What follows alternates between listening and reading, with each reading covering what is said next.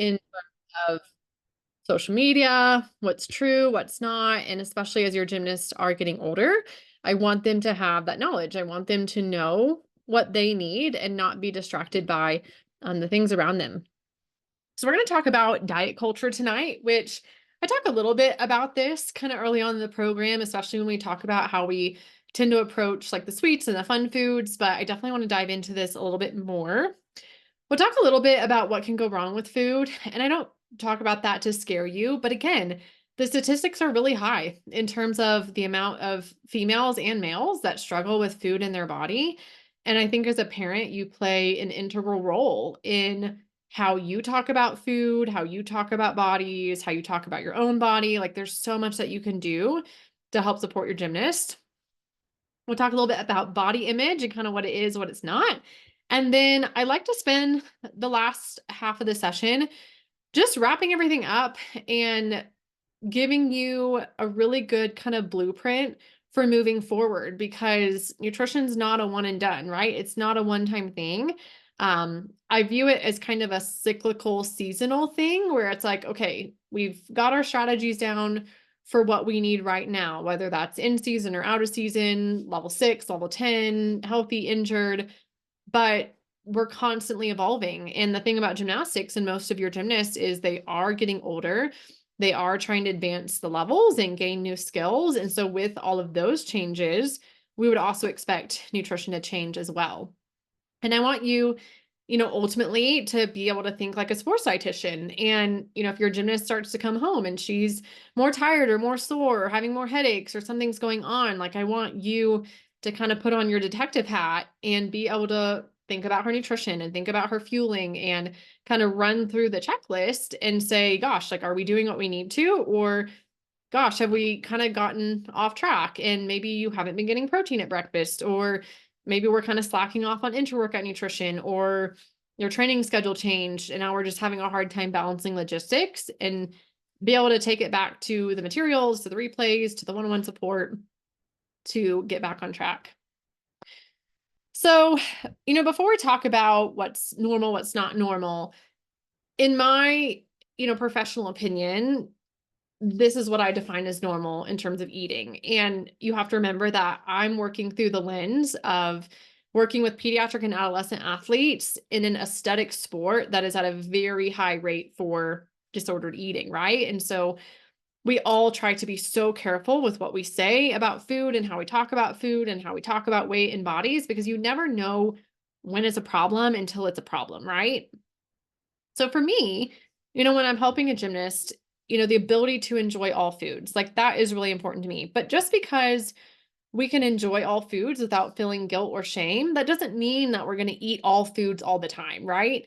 Um, I just saw an article that was published in an eating disorder research journal, and it was talking about like the fallacy of the all foods fit approach, and basically saying that like it's not healthy to, tell people who are trying to gain weight or recover from their eating disorder, like it's not healthy to tell them just to eat chips and cookies and whatever just to get the calories in. And I'm like, none of us dietitians are saying that. Like, yes, there is a point where whether it's an eating disorder or just your gymnast is so undernourished that, especially if they're a picky eater, we got to work with what they're willing to eat. And as a lot of you have seen, as your gymnast starts to eat more or do what they need to do, and now they're better fueled and their hunger cues come back and their mood and their affect is better, a lot of times then they are more willing to expand their diet to try more of these nutrient dense, foods that ultimately, like, that's a goal, right? And I don't think any dietitian, working in sports or working in eating disorders or working with pediatric and adolescents, like, none of us want them to eat unhealthfully, right? But adequate nutrition, that is first and foremost before you move on to anything else. And I think a lot of you really understand that, because most of the people who join our program, they already know a lot about nutrition. Like they already eat pretty healthfully as a family, or they eat clean, or they do this, that, or the other. And then it's like their eyes are open and they realize that, well, there's nothing wrong with that. Eating clean or eating healthy in the absence of adequate nutrition, it's not going to give you what you need. So healthy relationship with food, being able to listen to their hunger and fullness. And something that's cool that we observe is that when gymnasts start to fuel properly, normally we do have hunger cues and fullness cues come back to some degree.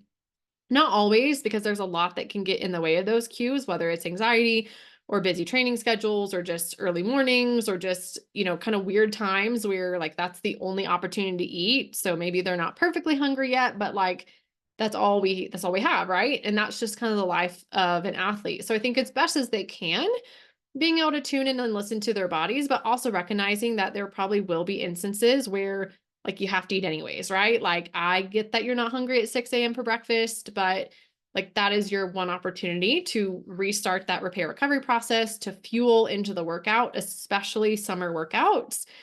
And so it's kind of one of those like, doesn't matter if you don't feel like it, like we're using our nutrition knowledge and this is something that we need. The last thing that I think is super important is being able to fuel for performance. And I always use this example because it really strikes me. Who has heard of the Kona triathlon? Any runners, any triathletes here, any parents in the group? So if you've not heard of it, Kona is one of the premier like Ironman triathlon races in Kona, Hawaii, I'm pretty sure. And they've done research studies where they've looked at people who have finished the fastest, which is the goal. How much carbohydrate do they consume like per hour? And what they found from these studies is the people who consume the most carbohydrate per hour finish the race the fastest. The crazy thing is what they found is that people who finish the fastest, aka win, they have pushed their bodies past the normal physiological limit of tolerance to where they can consume 120 grams of carbohydrate per hour. That's like 10 slices of bread worth of carbs.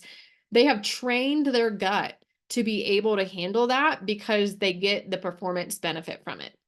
No one starts out being able to eat 120 grams of carb per hour, hour after hour, while running, cycling, and swimming. The good news is your gymnast does not need that much carb.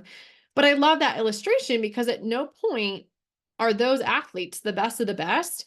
They're not sitting around worried about their weight or worried about their body or worried about eating too many carbs. They're like, my body's a machine and I want to win. And so I'm willing to test and I'm willing to experiment and I'm willing to see if this is something that will benefit me. And that's how I want your gymnasts to see their nutrition too, right? Like a lot of times when I'm working with gymnasts and maybe they're training 4.5, 5 hours and they're doing maybe 2 small carb snacks, but they're still tired and they're still struggling. I might suggest that we experiment with a little bit more, especially if there's a pattern where it's like, I'm feeling so much better, but when bars is last, like I'm still really struggling. And so I might say, hey, you know what? For like a week or two, let's add in an extra 15 grams of carb. Let's add an extra fruit snack or an extra fruit leather right before bars, and let's see if that does the trick.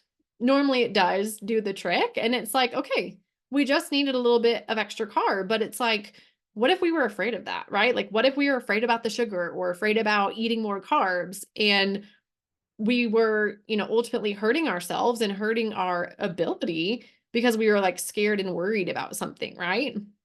So I think, nutrition's always about context and seeing things in its place. Ah, Morgan family. Okay, yes. You understand what I'm talking about then with triathletes.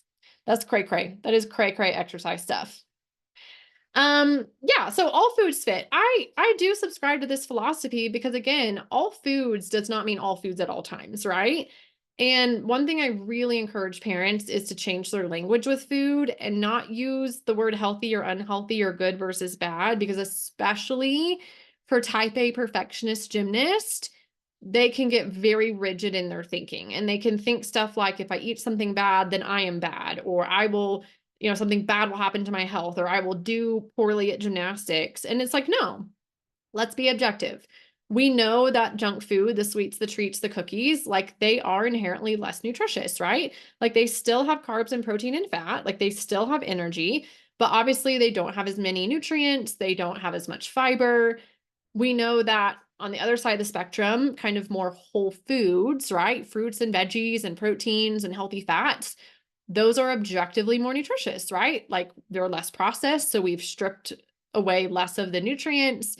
A lot of these foods like salmon have the beneficial, omega-3 fats, which are anti-inflammatory. But I think that our diet can fall somewhere in this spectrum, and it's not good versus bad. Now, obviously, working with some of the best athletes in the world, like they don't want to be average, right? Like they don't want their nutrition to fall somewhere in the middle. Like they want it to be the best. And so I think it's always a case by case basis. And one of my elites that I started working with in the fall, in one of our first sessions, they were like, I'm addicted to sugar, every night after practice and like before I go to bed, I'm just like crushing cookies or Oreos or chocolate bars, and I'm just like addicted to sugar. And as we were going through their nutrition, it was like, no, you're actually really underfueled. And so it makes complete sense that all your brain wants is sugar, because your brain knows that the cookies and the candy are quick sources of energy when it's screaming for more nutrition. And that was like in the fall, that was like September. And I remember in a follow-up session in December, I happened to remember to ask about it. And I was like, oh, tell me, like, how are the sweets and treats going? And they're like, oh, it's not a big deal. Like, I have some chocolate when I want, but it's not a big deal. Like, I guess they do feel better now. And I was like, oh, yes, tell me more. Tell me more. So yeah, it's a spectrum. It's all about context, but I think trying to be more objective and neutral is really helpful. So this concept, I'm going to sneeze, excuse me, is actually what we call gentle nutrition, where essentially, we're pairing our hedonic desires, right? Like we want the chips and cookies and chocolate and the wine and the cheese because it tastes good, right? We're pairing those inherent desires with what we know to be true about food, right? Like we all know that you probably shouldn't have a Starbucks, venti frappuccino with 20 pumps of syrup, right? Like that's probably more sugar than anyone needs, right?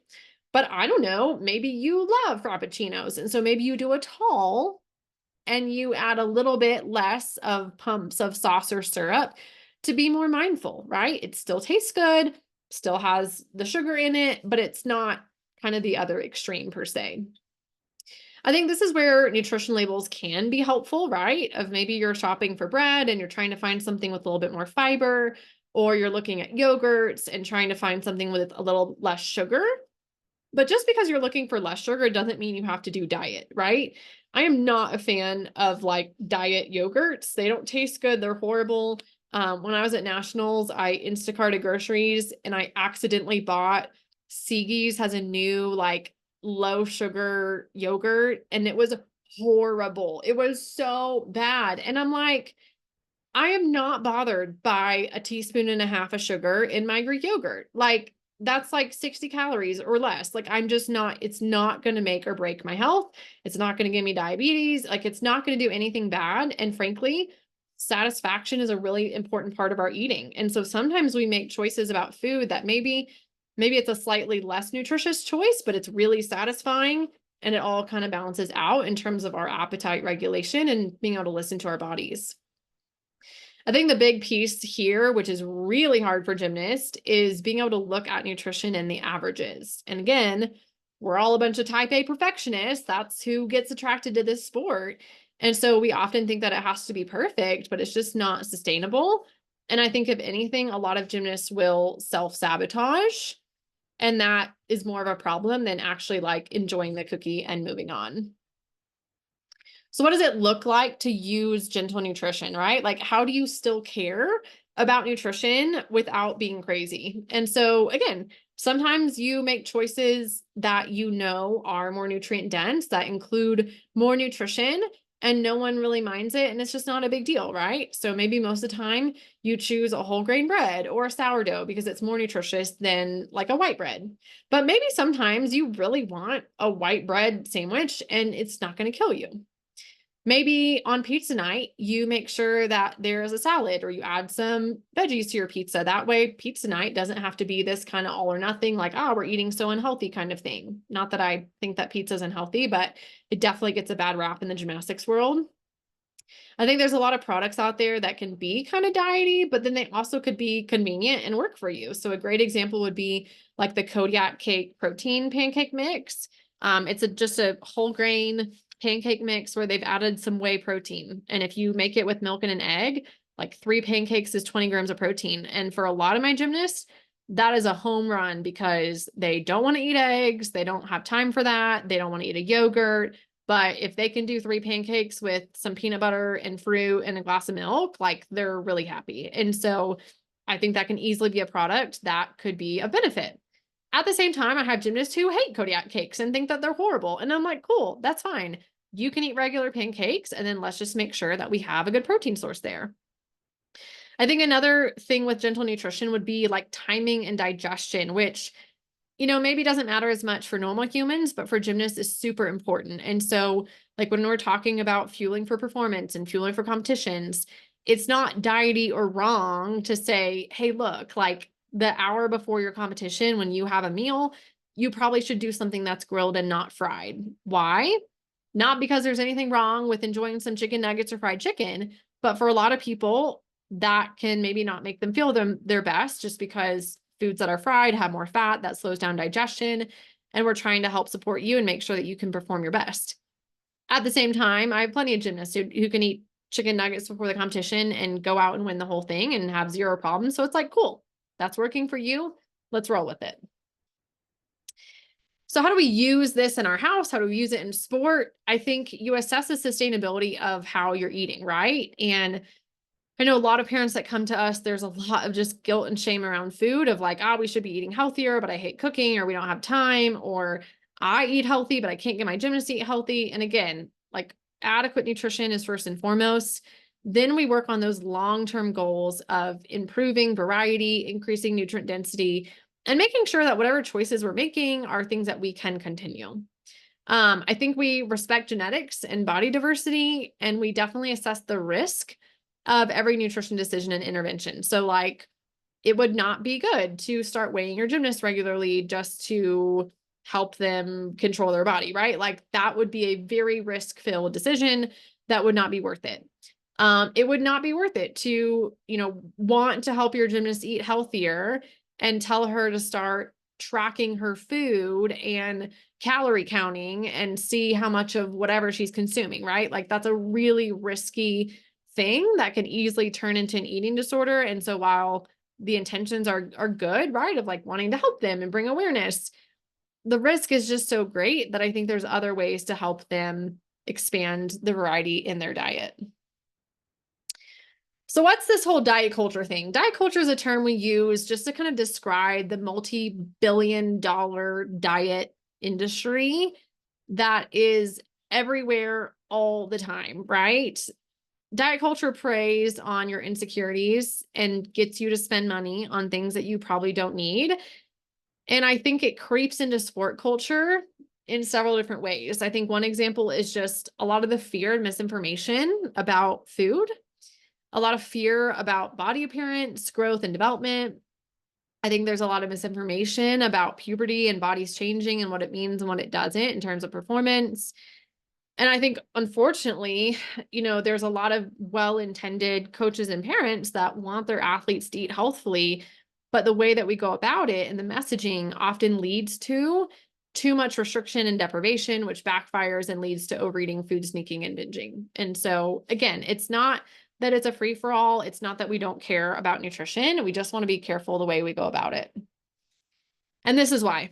We know from the research that over 40% of female high school athletes report disordered eating. Disordered eating through eating disorders, like it's definitely a spectrum, but that stat is high. And I promise you, if we actually had truthful data for aesthetic sports, gymnast, dancers, that kind of thing, this statistic would be a lot higher.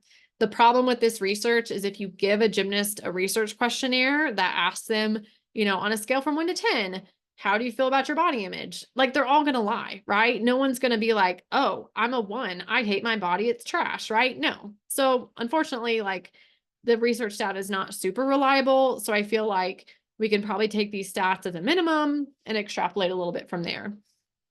Why do so many gymnasts struggle? Again, it's the perfectionism, the type A behavior. That's not all bad, right? There are a lot of positive things about being a perfectionist and having those type A tendencies. It just has to be channeled in the right way. Gymnasts are also at risk because of chronic underfueling. And this is my own theory and thought process, but I think a lot of you will relate. Some of my gymnasts who struggle the most with food in their bodies are some of the gymnasts who were the most underfueled when they were younger. And what happened is they spent all these years so underfueled, not growing, not developing, and everyone developed this concept around them that they are this teeny tiny little adorable gymnast, right? Like she's the tiny one. She's the one with the six pack. Oh, she's our little one. And yet then one day she's injured or just finally goes through puberty and her body like triples overnight and she's no longer that teeny tiny little gymnast. Those are the ones I tend to see struggle the most because they've grown up hearing this narrative that like their value and their worth is because they're so small, cute, and adorable, right? Then their body changes and then they're struggling with gymnastics and getting used to this new body. And they're like, well, what now? I'm like chopped liver, right? And so for a lot of them, they try to fix it. And the only thing that their adolescent brain can often come up with is, well, I just need to restrict my nutrition. Like I just need to lose weight. I just need to not eat much. And that can turn into an eating disorder super quickly. And so that's one reason why it's so important that we're keeping gymnasts growing and developing, that we normalize growth and development at normal ages, because then we're helping to lessen some of those huge, crazy growth spurts of like 3 years of growth in 6 months, where then the gymnast is just left flailing, and without good nutrition support, things can go south real quick. I think the other reason that gymnasts struggle is unfortunately there's still a lot of just inappropriate nutrition, weight comments, advice that is not appropriate and is definitely safe sport worthy. But a lot of it's just old dogma that's been passed down from generation to generation in the sport. And it just hasn't quite died yet. The thing that is so important to remember is that disordered eating does not have a look. So you can't look at your gymnast and decide whether or not she's struggling with food. Obviously, there can be some signs and symptoms where you're like, why are we spending so much time in the mirror? Why are we weighing ourselves? Why are we talking about our body so much? Why all of a sudden are we refusing to eat foods that you have always loved, right? Like sometimes there's obvious symptoms, but not always. And you just can't make assumptions. Like I said, disordered eating is a spectrum, right? From struggling with food and body to actually having like a clinical eating disorder. Obviously, most gymnasts are more on the other end of the spectrum if they are at all. But again, in my professional opinion, like what does this look like? If your gymnast has to count and track everything she eats, there's probably something going on, right? If your gymnast refuses to appropriately fuel her workouts and it has nothing to do with like picky eating or stuff like that, like if you know that she's trying to save up calories or something like that, yeah, like red flag. If all of a sudden your gymnast is unable to eat at restaurants or friends' houses where she doesn't know what the ingredients are, doesn't know how it's made, probably something going on. If your gymnast can't eat normally on a rest day, like if you watch her eat barely one meal on a rest day, like we're probably trying to restrict because we're worried that we're not at gym and we think that we can't eat normally if we're not exercising 4 hours a day. If all of a sudden your gymnast announces that she's not eating sugar or she's not eating, dairy, or she's going to be vegan, like could be something going on for sure. And then if all of a sudden your gymnast just is only willing to eat, these very few meals and snacks, and it's nothing to do about like picky eating, again, could be something going on more related to like weight and body concerns.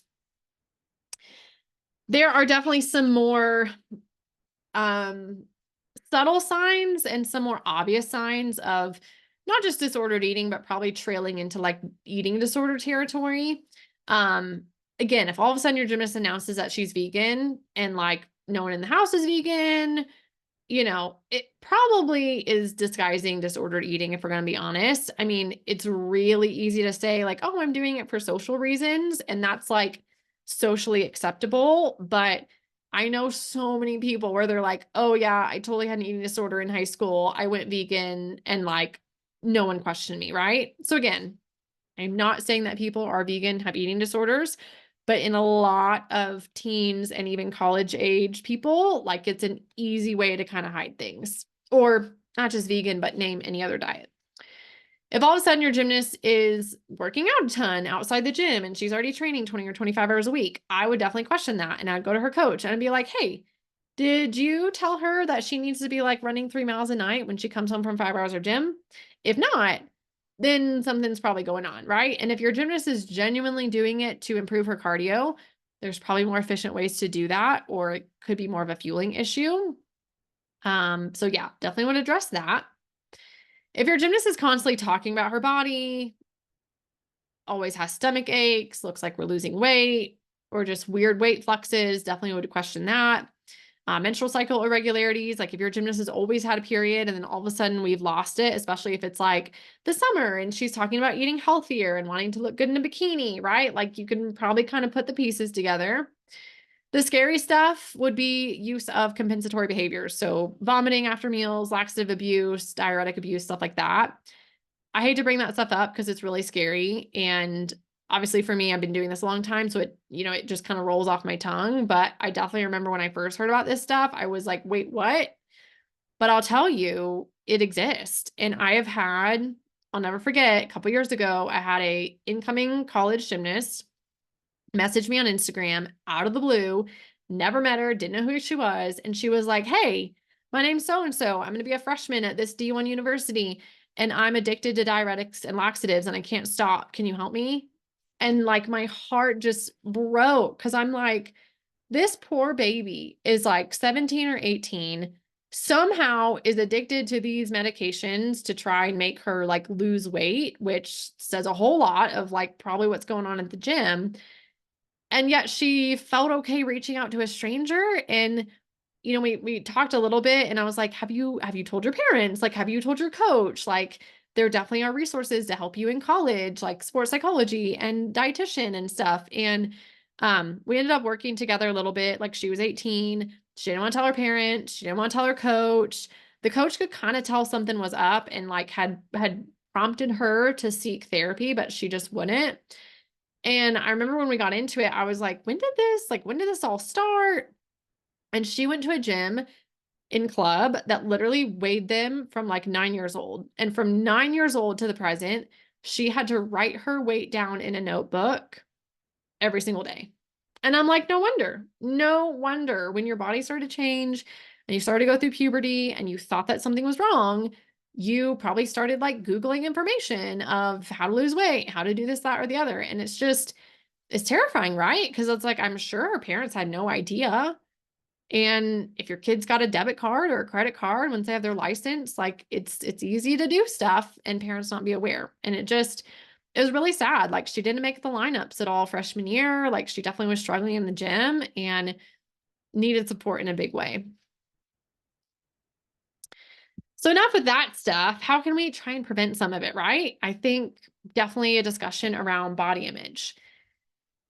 Body image is a lot of things and it's not a lot of things, right? So, I think the first thing we have to do is question our own beliefs, right? About what the ideal gymnast body looks like. I don't know if you guys watched the Core Hydration Classic last week, but our best of the best right now display a wide array of body types, body shapes, bone structures, skin colors, right? Like body diversity is alive and well in this sport at the very top tiers. And we need to remember that, right? Like it is no longer a little girl's sport. Your kid is no longer, chopped liver if they're not level 10 by 14, right? So I think we kind of have to check ourselves in that way. What's interesting about body image is that self-esteem informs body image, and the more skills and abilities you have, the higher self-esteem you have. Therefore, you should have a better body image.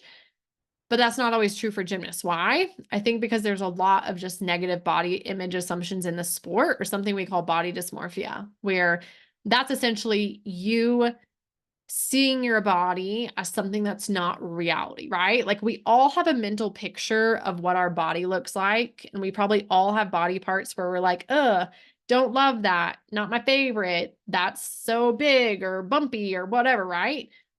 But sometimes we have goggles on and we can't see what's reality. And a lot of times that happens with our gymnast. And a lot of these assumptions are actually a way to try to bring sense to what's going on or to bring a sense of control. So for a lot of gymnasts, they feel like, I have to look perfect at all times. By managing what I look like, I can control what else is going around me that feels out of control. If I just look perfect, I'll win, I'll perform the best, I'll be happier. You know, when I walk into a room, the first thing people are looking at is my body and what it looks like. There's something called fat talk that one of my early therapists taught me, where a lot of us don't have kind of the emotional intelligence to really be able to recognize what we're feeling. And because we can't recognize what we're feeling, we just turn to our bodies, right? So it's a lot easier to say, oh, I feel so fat today, when really maybe you're anxious, maybe you're lonely, maybe you're upset, right? And I'll never forget, I was sitting in the therapist's office in college. It was like finally someone I was willing to open up to and like ask for help with my own struggles from gymnastics and food. And I remember just telling her, I'm so fat, blah, blah, blah. And she hands me a piece of paper and it had 3 columns of words that were all emotions. And she's like, you are not allowed to say that. Look at this paper and you need to figure out what you're actually feeling right now. Here I was at like 19 years old. I'm looking at that sheet of paper and I'm like, I have no idea. I don't know what I'm feeling right now. My just automatic reaction to any sort of emotion is that I'm quote unquote fat, right? And so since then, gained a really crucial skill of being able to kind of introspect. And when there are days where body image isn't super great, usually my stress level is high, or usually something's going on, or usually, there was some awful troll on social media, right? So I think that's a really important skill for our gymnast. And then again, when it comes to perfectionists, they're usually never happy with their body. And no matter what it looks like, it's never going to be good enough, right? And so I think a lot of parents deal with that of like their gymnast is complaining about their body or what it looks like. And you're literally staring at them and you're like, oh my gosh, you're perfect. Like, I would kill to have your body, right? But again, it's just that perfectionism, the body dysmorphia, and a lot of it's the sport. Positive body image, though, is obviously what it sounds like, right? And there's definitely been this kind of body positivity movement the last couple of years where it's like, love your body, love the skin you're in. And it's like, that's great. But a lot of us aren't necessarily there yet. And so there's a concept called body neutrality, which I think is much more approachable quickly, right? So body neutrality is essentially holding space and saying, yeah, there's some things about my body that I don't love, but you know what? I'm going to put the swimsuit on anyways, and I'm going to go enjoy the pool time with my kids, right? Or, don't love how I look in this leotard, but it's okay. I need to practice today. There's things I need to get done. I'm going to put it on and go do it anyways, right? I think this concept is something that's really helpful that we can support our gymnasts with. Like I said, there is no one gymnast body, and your gymnast doesn't get to choose like how tall she's going to be and where her body likes to store body fat. Like that is controlled by your estrogen. She doesn't get to control her bone structure, her body shape, right? There are so many factors that go into what bodies look like. But your weight, your body composition, like that is one of 40 different aspects of performance. And there's 0 research or scientific evidence to say that, this certain body type like is most successful in, this sport. What is your role with nutrition and weight? So again, it's your job to feed your gymnasts, to make sure that they're safe, to make sure that they're getting what they need, make sure that they're using performance nutrition, enforce medical team recommendations, keep in communication with the coaches, right? What's not your role is body comments, positive or negative, and parents get grumpy with me when I share that because we live in a culture where we are conditioned to comment on people's bodies. And normally in America, they're positive comments of like, girl, you looking so good. You lost weight, right? Like that is how we relate to people to try to make them feel good and try to compliment them. In other cultures and countries, like you could be walking down the street and someone could be like, wow, you're so fat. Like your face is huge, right? Neither is helpful, right? Because the problem is when you comment on someone's body, you can't control how it lands. So again, a perfect example of this is like when we are parading and idolizing our gymnast bodies, especially when they are young and pre-puberty, we are setting them up to struggle when their body changes and they turn into a young woman, because sometimes that process is bumpy, right? And so we want to be so careful that we're not idolizing their bodies in a way that will set them up to feel like chopped liver when they grow and change and things are just different, right? Same thing with negative body comments. They're just not helpful.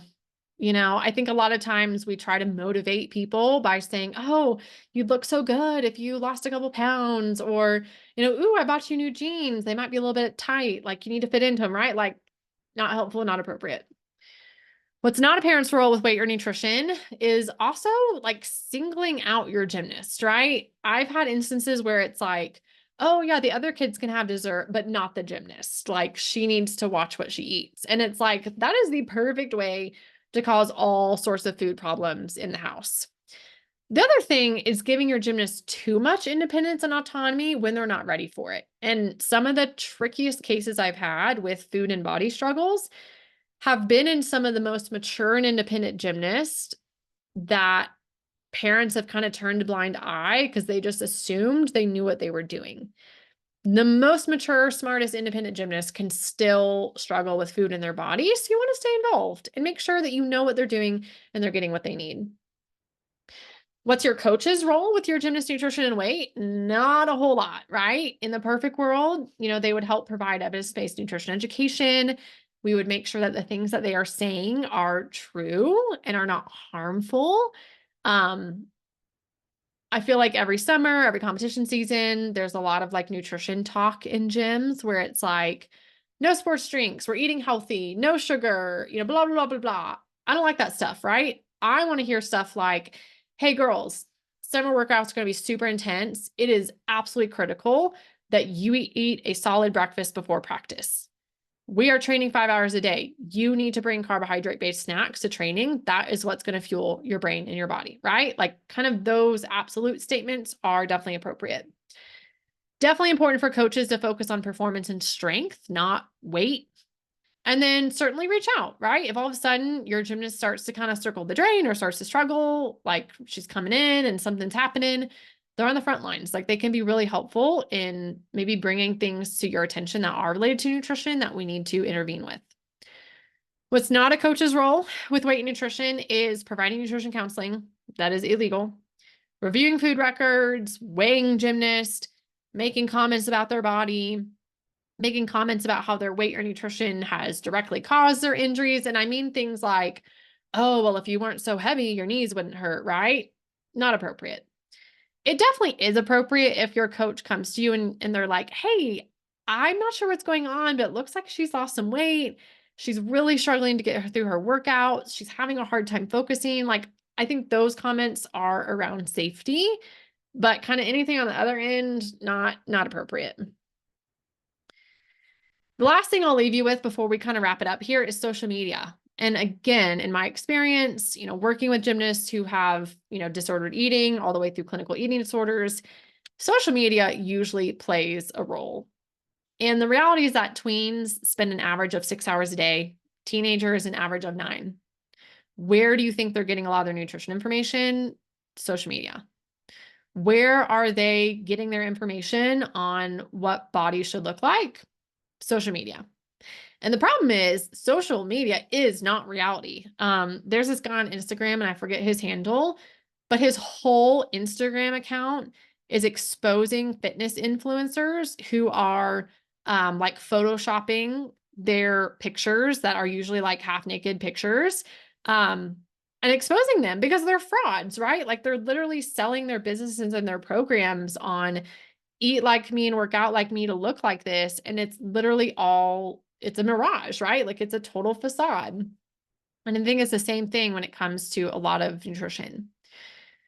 The internet is the Wild West. And unfortunately, there is a ton of like how to eating disorder content, right? Like that girl who messaged me, where did she learn about diuretics? Could have been her coach, but probably was Google, right? The other thing is make sure you have control of your gymnast social media messaging, DMs, and their email, because you would be shocked at how many, especially Instagram DMs I get from minors who are like, hey, I'm a level 9 gymnast and I think I'm fat and I don't want to eat today. Or, hey, I'm a level 8 gymnast and I feel fat and I don't think that I should eat anymore. Like I get some really scary messages that Obviously, they're minors in safe sport. Like, all I can do is say, gosh, I'm so sorry you're struggling. You're a minor. I can't help you directly, but like, here's, our contact page. Like, please have your parent reach out, right? It never happens. But if that parent was monitoring their social media accounts, they would see the cry for help, right? Same thing with the email. So definitely, you got to keep your eyes open. All right, questions about that? Kind of heavy stuff, but again, it's the more you know. And the world in which our gymnasts live in today is so different than what I grew up in, is so different than what a lot of you grew up in. And you can't just sit back and hope it doesn't happen. You really have to take an active role in helping them understand like what's true and what's not, and how to nourish and fuel their bodies, and really try to quickly correct misinformation and rein things in before things spiral. As we graduate you guys from the program, this is something we talked about session 1 of what I call the nutrition assessment, where probably like quarterly, right? Like 4 times a year, summer, preseason, comp season, middle of comp season, right? We're stepping back with our gymnasts. We're having a little bit of a powwow and saying, how's it going? How are we doing in the gym? How are we feeling? How's our energy? How's our focus? How's our endurance? Have we looked at the growth chart lately? Are we following our weight curve? Are we following our height curve? How are our energy levels? How is our focus? Are we progressing in our skills? Are we responding to the training? Are we getting stronger? What are we doing from a prevention and a recovery standpoint? Even if everything's going great, there's always more, right? There's harder skills, there's more reps, there's higher training hours. So like, what are we doing proactively to really make sure we're closing that recovery gap and keep our gymnasts healthy? And then certainly checking in of how is their relationship with food and body, right? These are all things that you can assess, you can think about, you can have conversations about to make sure that what you're doing is working. And if it's not working, then you reach out for help. I love the performance plate method. I'm hoping that you guys feel pretty confident in this. Again, it's not meant to be a diet. It's not meant to be something that's perfect. Not every meal is going to fit this, but the general concepts of the more intensity, the higher hours, the more carbs, making sure we've got protein, making sure we're hitting all the food groups. We're focusing on color, but not at the expense of needing to finish the protein, carbs, and fat, making sure we're getting the calcium for bone health, right? This is a really easy, simple visual method that as your gymnast is on her own, eating out with friends, going to college, eating at a dining hall, like she can build plates that are really gonna probably on average hit the target. Snacks are a big one. I think especially as we approach summer, I know a lot of your gymnasts might be alone for different portions of the day, whether they're, at gym in the morning and they get dropped off at home and they're home for a couple hours before you get home from work, and they need to make themselves a snack. And so I know a lot of parents are like, she's home alone, she's eating all this junk food. How can you guys create a way in where you can make a mini meal that still includes her favorite chips, but also has a little bit of protein, a little bit of fat, maybe some color, to give her what she needs, but still include that satisfaction piece? Building snacks using our cheat sheet is definitely something that even, younger gymnasts can definitely learn and follow and identify. And this isn't just a strategy for gymnastics. This is like normal people nutrition. I don't necessarily say this session 1, but the reality is I'm telling you to build this kind of snack to balance your blood sugar. I don't want you just eating carbs. I want some fat or protein with those carbs to slow them down and give you a steady release of energy, which is important as an athlete, and it's also important as an adult. Woo, meal prep, right? I think so many of us, we're ending the semester and it's just absolute chaos. And this might be the last thing on your mind right now. So I think, again, periodically kind of checking in and probably recommitting to like, wow, we have eaten out a lot. What can we do this week to plan a couple meals, right? Let's not go the extreme. Let's be realistic. Maybe the goal for this week is 1 or 2 home cooked meals, or semi-home cooked, meal delivery service, like partially prepped, like whatever you need. What can we do to kind of reintroduce those whole foods, making sure all the things are there? Because this isn't just something that benefits your gymnast, but really everyone. Especially as we approach summer training, using intra-workout nutrition to leverage your gymnast performance. And we'll talk about this tomorrow night in our summer training workshop. But again, whether your gymnast changes levels or changes gyms, like this is such an important strategy that we don't want to miss out on. This one's a big one. And I think part of your nutrition assessment is just really always questioning underfueling and looking at all the signs and symptoms, both physical and performance. And if there is a physical or performance issue, being willing to say, you know what, let's go check in with the dietitian real quick. Let's make sure you're getting what we need and that we are on the right path. And like, I hate when gymnasts get injured, but I love when parents come to me and say, bummer news, she's fractured her toe. We wanted to reach out and just make sure like everything's in place for their nutrition. And I'm like, amazing. Yes, let's do it. Like, let's rule it out. Let's make sure she's getting what she needs. If we need to adjust her nutrition for this time off with the injury, like whatever we need to do, let's tweak things to help set up for a successful comeback. Definitely should be, looking at height and weight a couple times a year. I don't think once a year at your well child check is enough. I know a lot of gymnasts, as they get into the tweens and teens, don't even see the pediatrician anymore.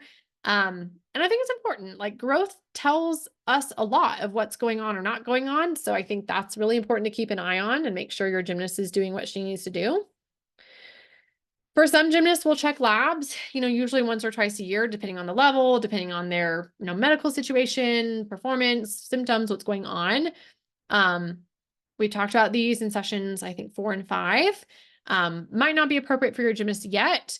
I know for some of you, you've done labs and come to find out your kid was actually iron deficient or the vitamin D was low. And that's awesome that we found that out and we now have a plan and can move forward and monitor. And that's about it.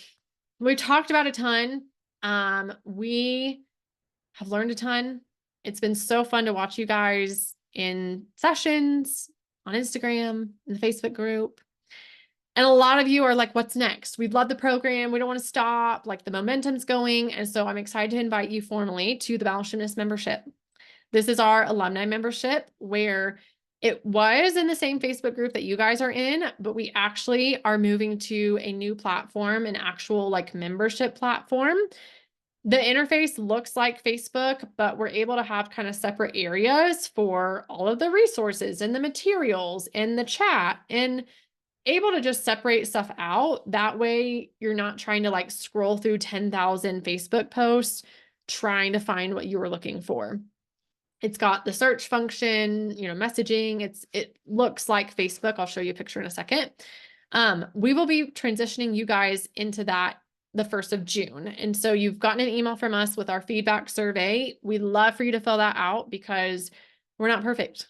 And the only way that I know how to improve things, especially as we're growing and evolving, is to have your feedback. So please give it to me, the good, bad, and the ugly. And part of the feedback that we've gathered over the past couple of months has been about the Facebook group. And not that it's bad, but we've got parents who don't want to be on Facebook, or, when you are on Facebook, it's so easy to get distracted by another group or another message that then you totally lose focus on what you were doing. From my perspective, we don't own Facebook, right? And like there's times when Facebook goes down or our Facebook group could be randomly closed. So it's definitely a lot safer to have it inside like an actual secure platform that's super easy to log into.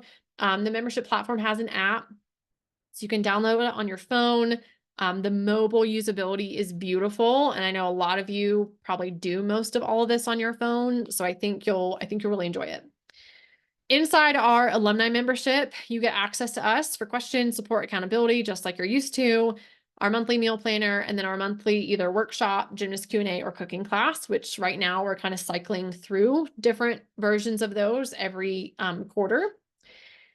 If you've been working with us one-on-one and you need ongoing support, you're welcome to continue with us. If you did the regular program, but you're like, ooh, this has been awesome, but like we're ready to take it to the next level, please shoot me a message. We're wrapping up enrollment this week for our next cohort, and we have very limited spots, but obviously I want to give you guys, precedence there.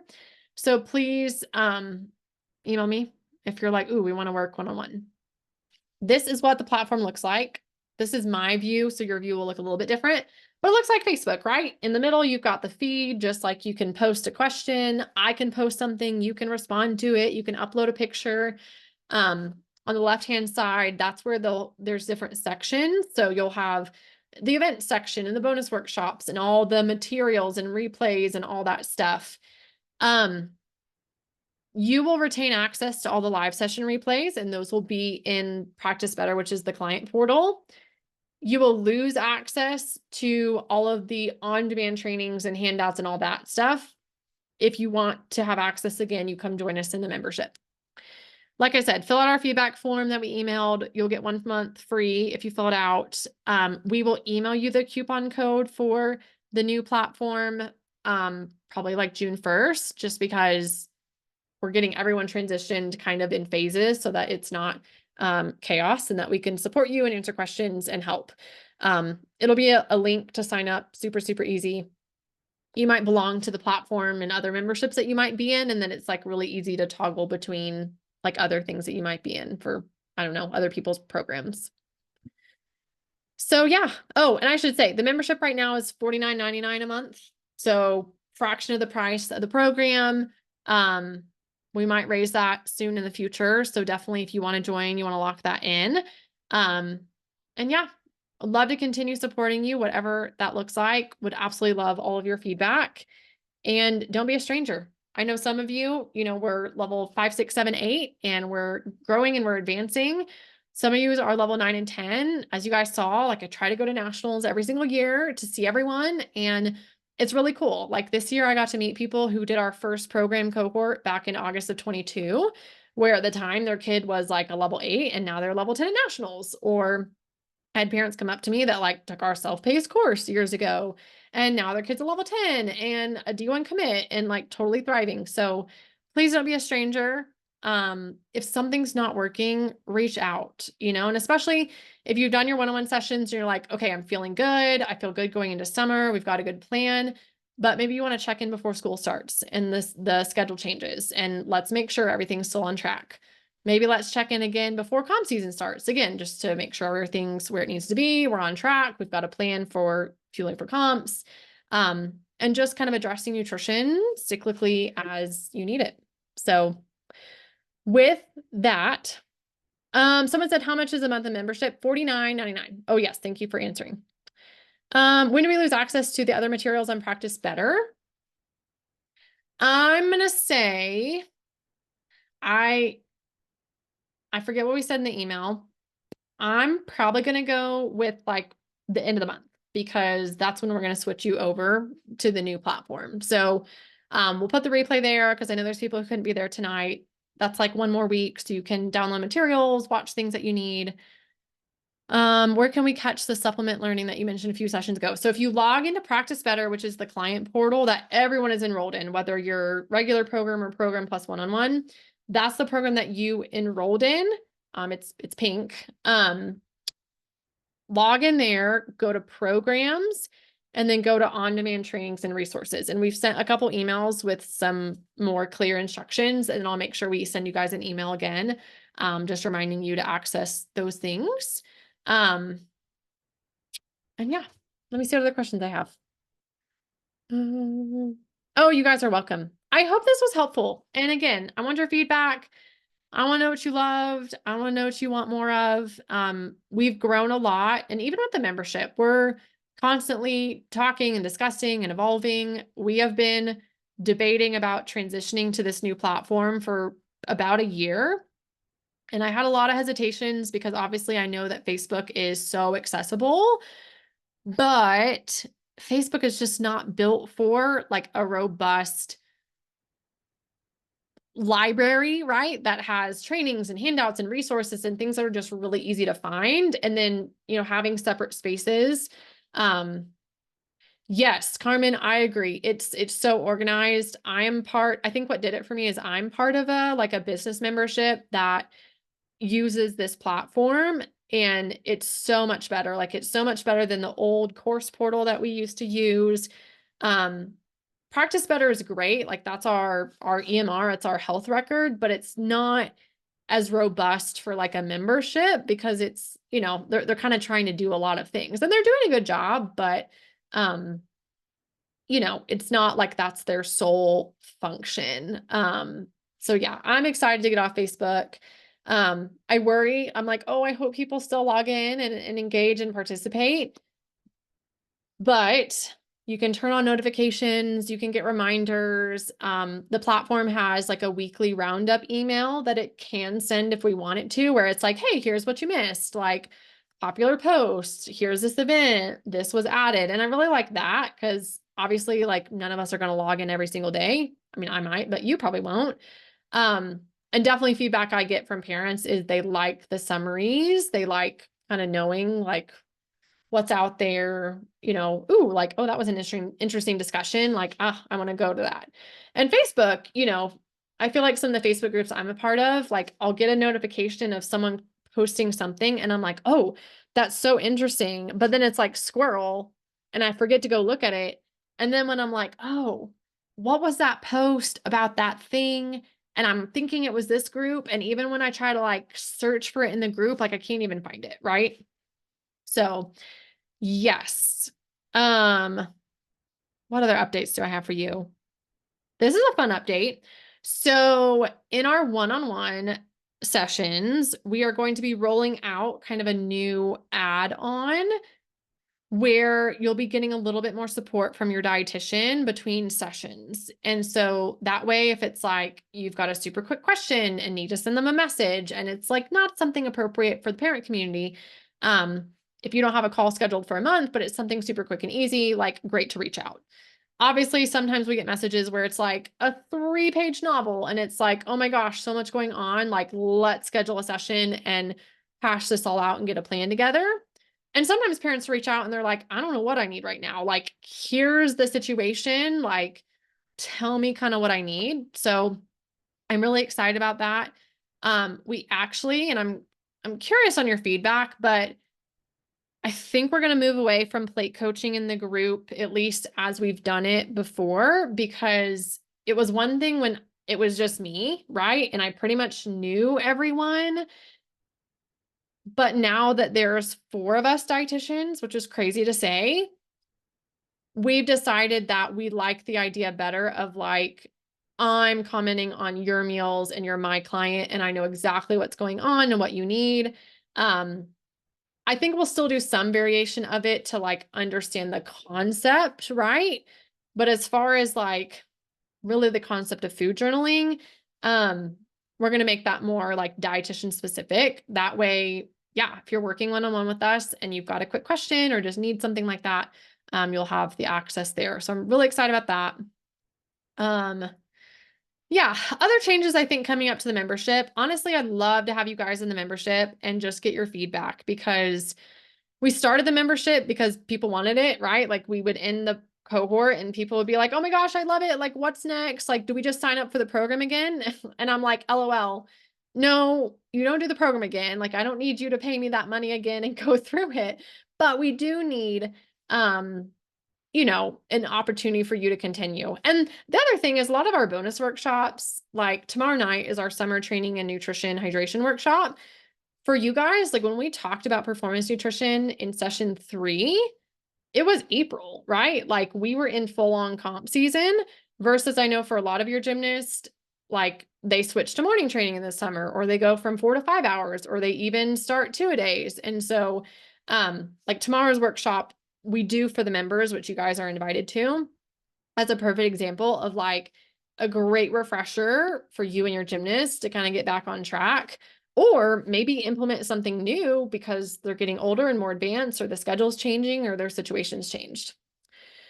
Yes, Jen, we do give access to these replays ongoing because we feel like that's important, right? At least at this point. So that won't change for you guys. Yes, I think that's important. Cool. All right. Well, you guys are amazing. I love all of you. It's a pleasure to work with you and for you guys to work with all of us. Thank you for putting your trust in me.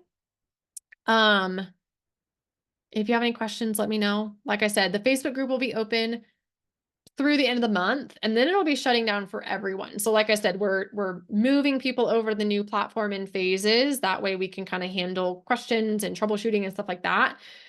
So We'll get you out at the end of the month. You'll have access to all the stuff till the end of the month. You'll have ongoing access to the replays. And then you will not lose access to all your one-on-one stuff. So like you will still have your login to practice better. All the notes will still be there. Like all of that will still be there at this point. In the future, we might move to kind of a membership model within the one-on-one sessions of like, we already do this for the most part of like, if you need more sessions, we'll do another package of 3 sessions. That way we can kind of capacity manage and know that like all of us don't have too many clients where we can't give them the attention that they need. And this is really tricky, especially a couple times a year where it's like, it's the start of comp season and, you know, people from 2 years ago are wanting to get back in and have a session. And it's like, oh my gosh, like the schedule's full, right? Now that there's 4 of us, we've got more bandwidth because people just, they want the one-on-one support. And I'm not going to lie, it's amazing. Like, I don't think we've had people who've done one-on-one that haven't just loved it. And we definitely have people who finish the regular program and then they're like, okay, yep, we're ready to take it deeper, or a couple months they come back and want to take it deeper. And all of that is absolutely great. Don't be a stranger. You guys are always welcome. Yes, Jana, these replays will be available to you. Those aren't coming down. What you lose access to is the on-demand trainings and like handouts and stuff like that. And that'll be inside the membership portal. But these 6 replays, like we give you guys just because they're like your cohort specific replays. And that's important to me. Awesome. All right. Well, you guys are amazing. And I'll see you in the membership. Bye. You guys are welcome.